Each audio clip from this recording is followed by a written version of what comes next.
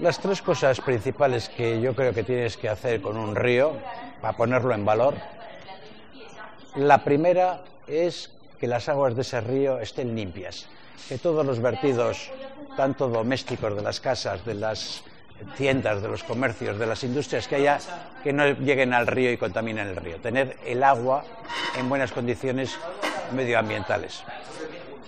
El segundo sería que sus orillas sean zonas de encuentro, zonas de esparcimiento, zonas de paseo de la ciudad, que la ciudad sepa mirarse en el río y las orillas del río sean las principales fachadas de la ciudad.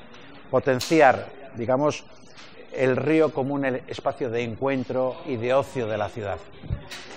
Esos yo creo que son los dos aspectos más importantes. Ya el tercero, un poco por rematar, si se consiguiese, es que además esa agua que tiene esas orillas vitalizadas con gente, con tal, y el agua limpia, además tuviese actividades lúdicas, actividades deportivas, actividades de remo, actividades, es decir, que el propio río estuviese vivificado con gente que vive y disfruta del río en deportes o en otro tipo de cosas.